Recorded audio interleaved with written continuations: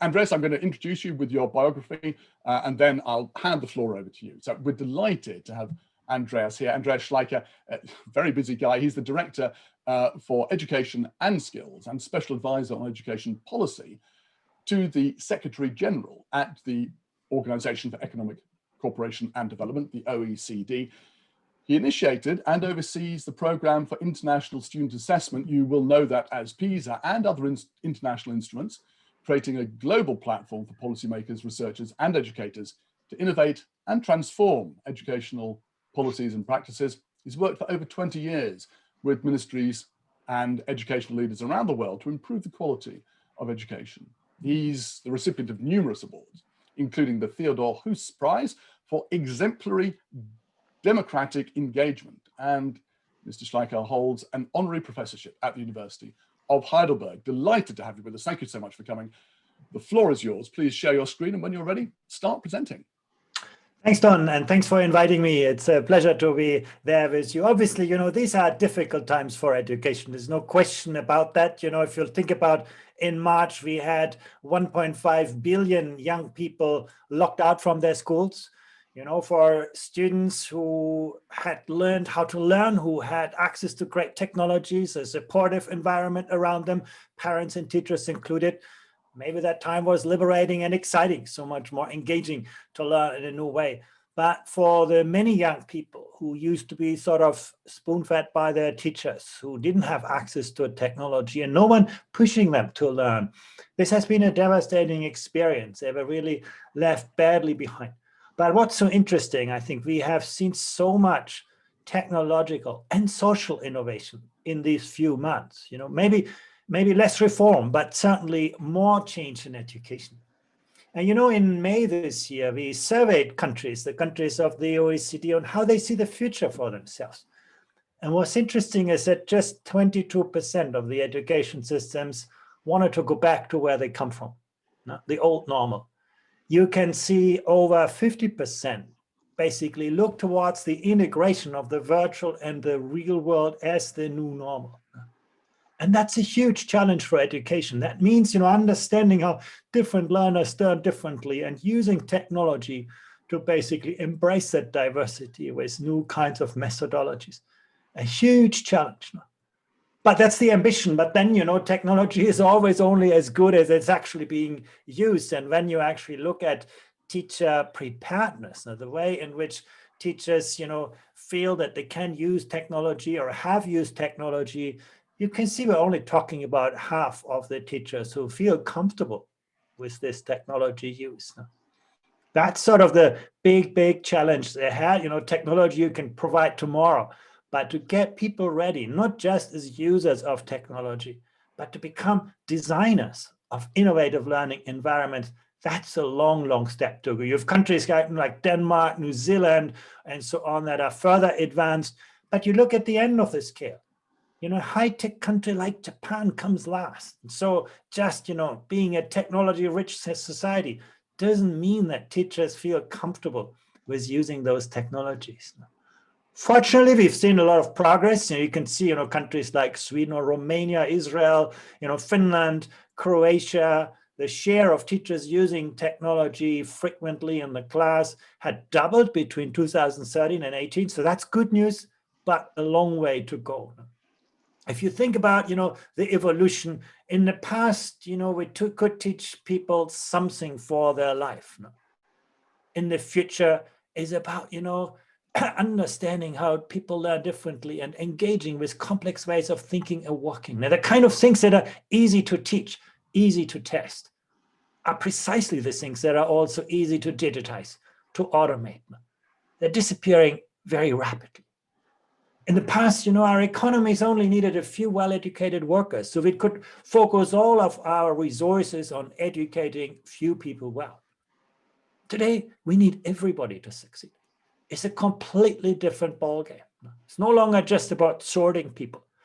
It's about developing potential, understanding that ordinary people have extraordinary talents. And it commands a very different learning environment. In the past, standardization and compliance, we told teachers exactly what to teach and how to teach. Today, we talk about a high-level profession. And of course, those people don't like to work in the kind of factories that our schools and universities still are. They prefer flat, collegial, entrepreneurial learning environments. Those are the transitions where we are just at the beginning. And about 10 years ago, we got all those little devices into our hands. And then a few years later, the virtual world, the real world began to mesh and everybody got connected. But some things that used to be easy became actually very complex. Think about, the post-truth world, where actually in the past you could navigate information, you could look up things in an encyclopedia, you could trust information that you find that to be true. Today you search things on Google and you'll find 100,000 answers to your question, and nobody will tell you what is right and what is wrong and what is true and what is not true. Now, when you contrast that with the results from our latest PISA comparisons, where we actually test the skills of 15-year-olds, you have in the industrialized world, the wealthiest countries, the OECD countries, only 9% of 15-year-olds who can reliably distinguish fact from opinion. 20 years ago, that was a luxury. Today, that is the core of literacy skills. A long way to go. And of course, today we have social media that connect us with anyone. We can collaborate, we can engage. It's a hugely democratizing force. But the reality is often social media are connecting us with people who think like us, who work like us, who look like us. It's actually far more difficult for young people to see and explore diversity in our societies now. To understand different ways of thinking, different ways of walking, different cultural perspectives. A huge challenge for education in the 21st century. At the OECD, one of the things that we did, you may be familiar with the PISA test, but this is something you may not know. We did that same test in the workforce, in the entire adult population. And we could see, well, there's about 20% of adults who don't even have the most basic skills to access, manage, integrate information. And then you have people who do better than this. But then we ask ourselves one question. And we talk about literacy. What if we gave a computer with a moderate level of artificial intelligence the same kind of test that we gave to those adult workers?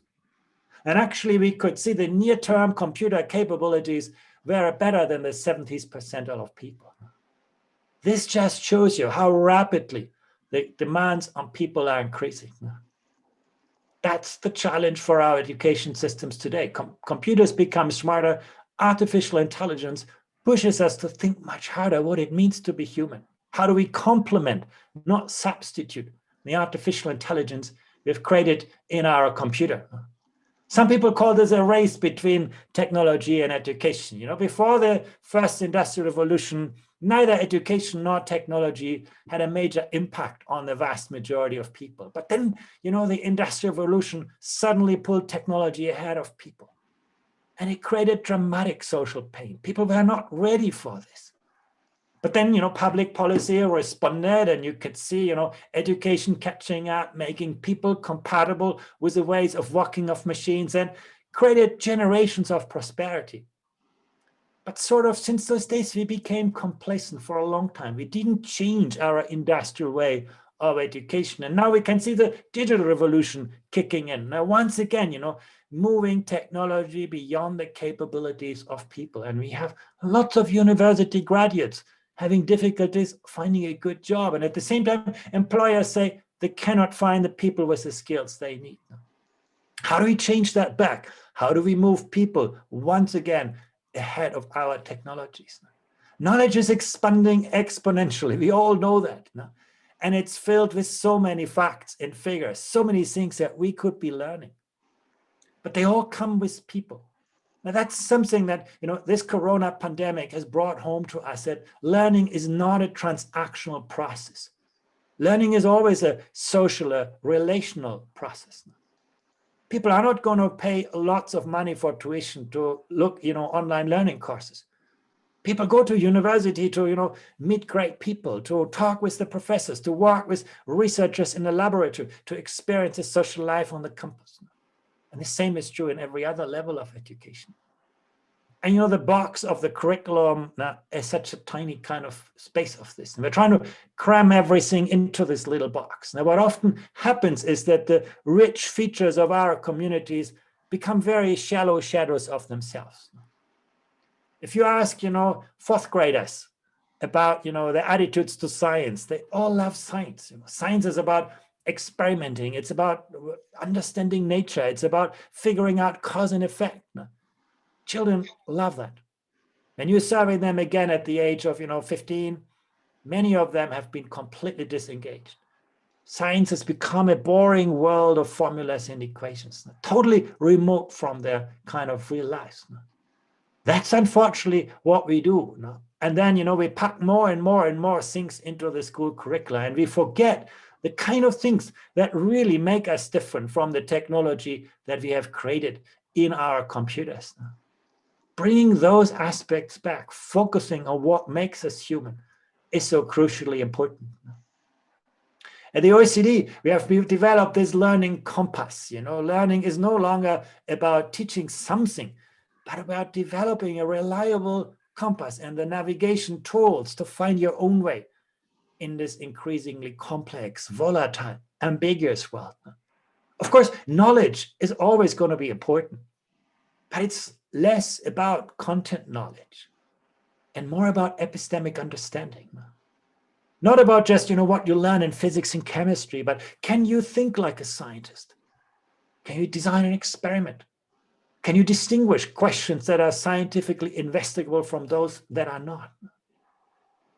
History is not about, names and places. It's about, can you think like an historian?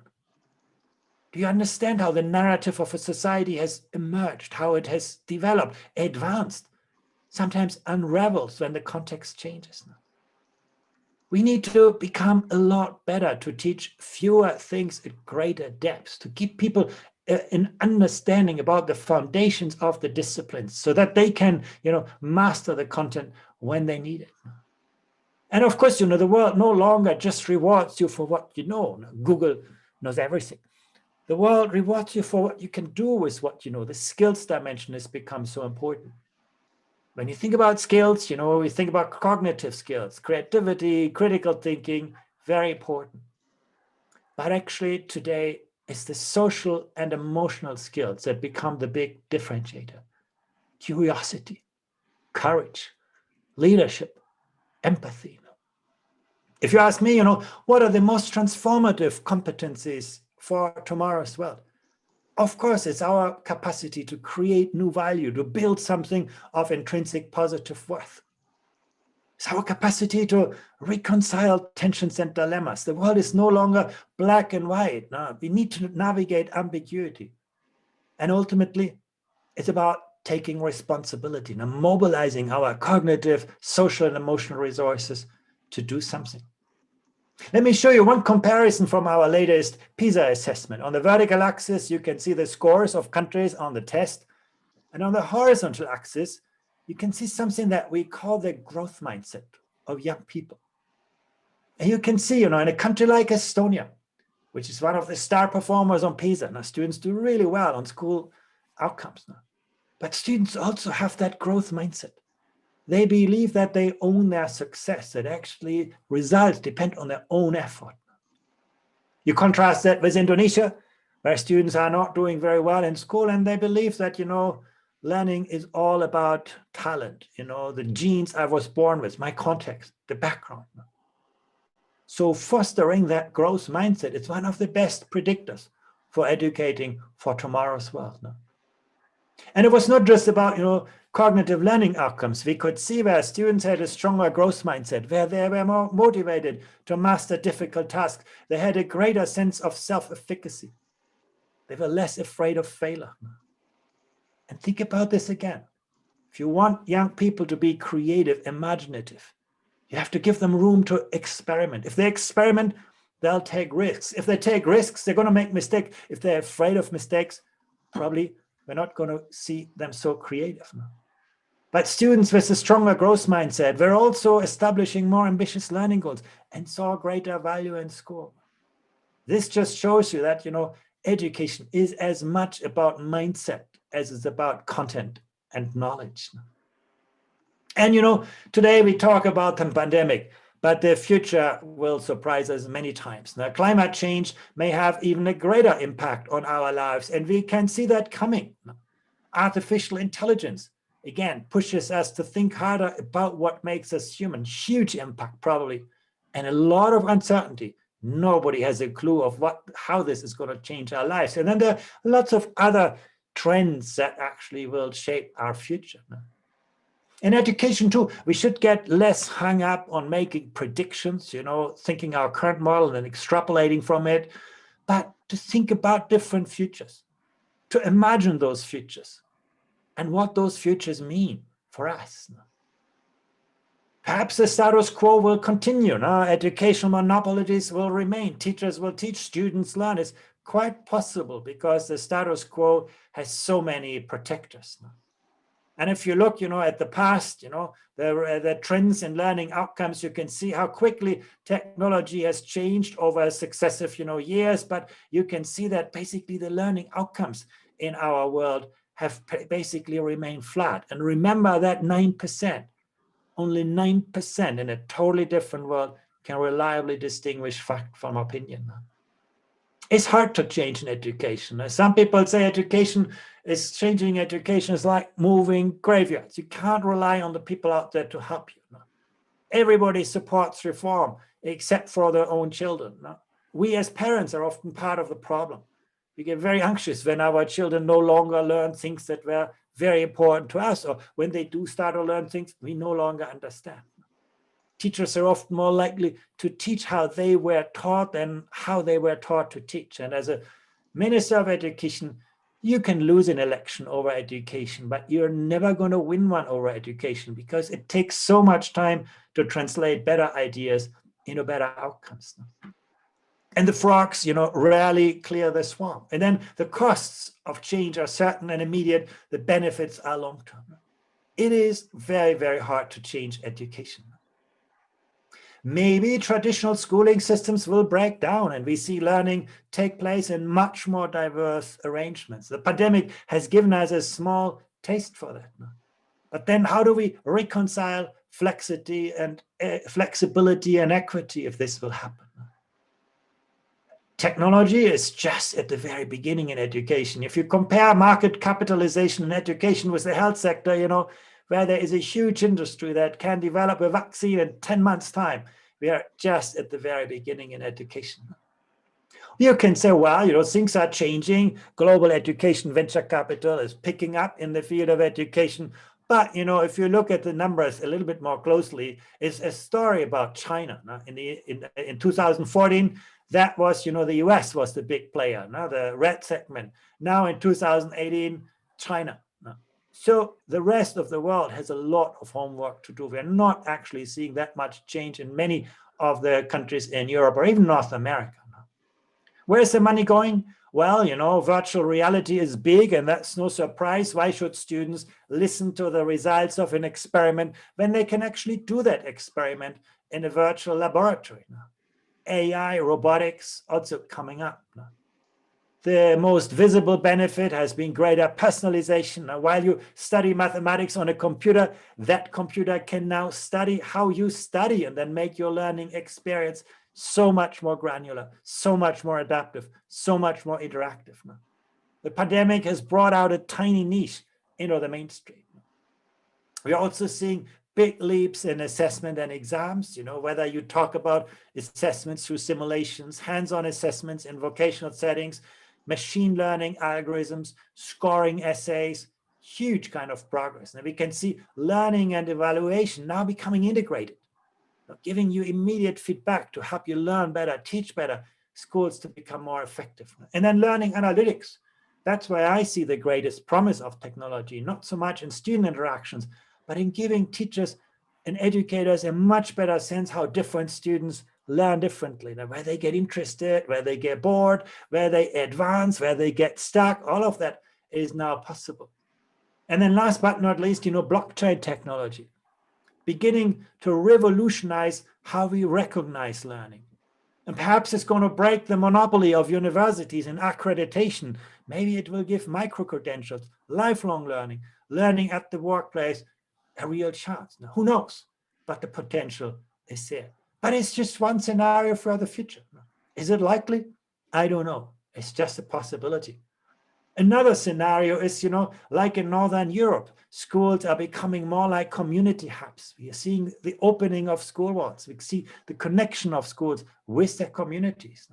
School not diminishing in value, but actually creating new value, but by adopting a much broader range of functions.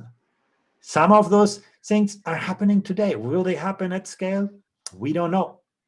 Or maybe, there's one final scenario. Maybe one day traditional goals and functions of education are going to be entirely overwritten by technology.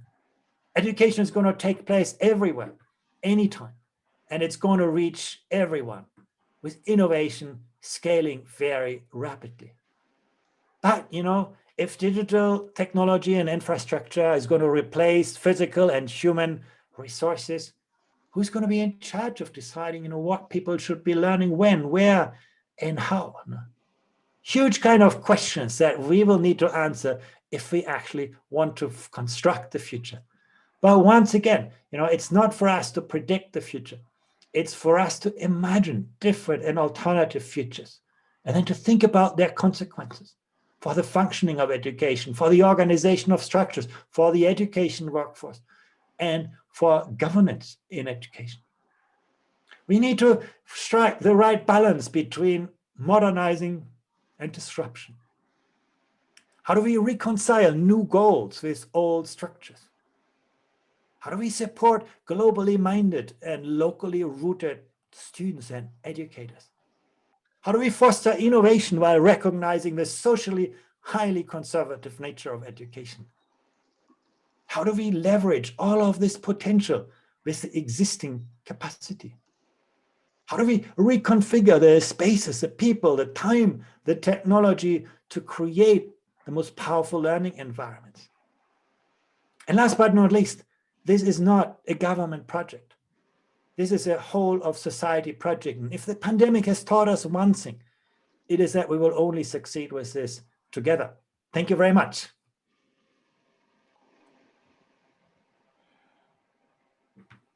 Andreas, that is fantastic. Thank you so much. I'm loving the series of resources you're adding there at the end, and of course we'll make sure that that list of resources is available to everybody after the event. We have a whole lot of questions coming in from the audience, as you would expect, and I've got a probably chance to ask 2 or 3 to you, so I have to make a quick choice. I loved your point about the status quo preserving itself, and a lot of the questions revolve around that. Helga says, even if teachers and well, actually goes on from that, even if teachers and students adapt quickly, let's assume that we can make a change, isn't there still the problem of infrastructure? Even in Germany, teachers are complaining because many students don't have access. It's the same in the UK and in many places. We can push towards a technology future, but there is definitely an infrastructure part to this as well, isn't there? Well, that's true, but I do think it's the minor issue. The bigger issue, the much bigger issue is, are students capable of learning independently? Can they navigate different information resources? Do you have teachers who are not just instructors, but who are also good coaches, good mentors, good facilitators, good evaluators? That is going to be the biggest bottleneck. The technology is going to come. In fact, the few months of the pandemic, we've seen more change there than in years before. That is easy to fix. The harder part is, do we create a different kind of learner? A learner that is built around agency rather than passive consumption of content, and an educator that is not just, communicating content, but really looking at how different people learn differently. Now, you mentioned that AI and other tools can be used to support people, teachers, learning how to teach differently. How about helping the teachers to teach differently through adopting a different mindset? Is that something do you see that then as being the major bottleneck? Or do you see that actually, you mentioned that parents, governments, and indeed the whole of society expects each generation to be taught as the previous one was. Do you think that's the biggest bottleneck? Yeah, I think again, education is a very, very conservative social enterprise. Sure. We judge, the future of education on our past experience. Yeah. And teachers, on the one hand, they see the world coming, they want to be innovative, they are designers of innovative learning environments. And then they have parents with old expectations and also an exam and assessment system that is Yes. often very, very traditional. Huh? I want to get my child into Harvard. I have to master this kind of test. And I think that's something we need to change those gateways. I think that's the quick win for public policy, actually, to change the criteria of success. Then, I think society will come along. Parents, will actually change their views about it. We also need to build closer bridges with parents to bring them along on this journey. It's not just about, the school of the future is one where not just students learn, but where everybody learns, students, teachers, parents. And I think that kind of learning culture will be very, very important. And I do think, if you look at the most rapidly evolving education systems, that makes me hopeful. The south of Europe, the country like Portugal, where were they 10 years ago? They're now, better than the OECD average. Vietnam, China. So I think those education systems show us that you can actually achieve transformational change. But it is, the question of mindset is very, very real. And the question of mindset is one that is related to the learning environment. Sure. Technology, particularly learning analytics, can help teachers change their mindset. You can suddenly see, where students get interested, where they get bored, where they are good at, where they struggle, and then you can actually relate to students in a much more personal way. I've got time, I think, for one more question. Thank you for this insight. Slightly different one from Michelle Sellinger. I wanted to bring this up. Do we need to redefine, she asks, what literacy is? Seymour Papert, names the pre-internet social media view of literacy as leteracy. In other words, a literal view of literacy. Given the post-truth era, what is the new literacy? Is it helping that 91% of people understand the difference between fact and fiction? Yeah, absolutely. In the past, literacy was mainly about extracting knowledge. The knowledge around you was carefully curated. Even if you read a newspaper, it might have been an opinion, but it was carefully curated. Today, you have everything out in the open, and literacy is no longer about extracting knowledge. It's about constructing knowledge. It's about navigating ambiguity, triangulating information sources. And again, our education systems have seen zero progress on this over the last 20 years because we teach literacy in the very established ways, reading literature, reading linear text, rather than enabling young people actually to engage much more, reflectively into what they actually see in front of them. And the consequences is dramatic. I think in today's world of social media, if you are not up to that, you'll become the victim of an algorithm right away. Gosh, that's a dramatic phrase to end on, the victim of an algorithm, but I know where you're coming from, and we'll have lots in the rest of the conference around this whole idea that algorithms can be our friend, but they can also take everything away from us. I want to say a big thank you, Andreas Schleicher from OECD for coming, getting us off to a really thought-provoking start. Andreas, thank you so much. I appreciate how busy you are. Thank you to everybody in the room for your comments and your thoughts as well. We now have 30 minutes before we've got 5 different sessions beginning, so please go ahead and grab a cup of tea or coffee or gin, depending where you are in the world and what time of day it is with you. And you can also use the time to visit the Marketplace Network, see some of the vendors who are supporting the event. As I say, from the comfort of your desk, you can sort out the good from the bad. And you can also click the attendees and networking button, that's at the top of your screen, to chat with some of the people that you've already met, chatting in the room together. You can carry on the conversation with them. And you'll see them commenting as well during the opening session. Just one last thing. Andreas did say that it was difficult to move a graveyard. It is difficult, but like everything, it's not impossible. It's a human-made thing. And yes, we seem to face these insuperable problems. They can be fixed. At the moment, we're building a railway line in the UK, HS2, which requires the moving of 2 graveyards, one in London, one in Birmingham, and it's taken about 2 years, but it's happening. Extraordinarily enough, even the most difficult, intractable problems can be solved, usually with enough creativity, effort, and of course, money. So bear that in mind as we push on. We've had a great session. We're now at 29 minutes and 30 seconds. I'm just going to check if there's any messages I need to take care of. Andreas has left us. I want to say thank you once again to him because I think he did a great job getting us to think about the challenges today. And now it's time for us to begin our 30-minute break. Be back at 1 o'clock in the UK and at 2 o'clock, 1400 hours, Central European time, for the rest of the conference. I hope you have a great time and enjoy the conference for the whole week. Thank you.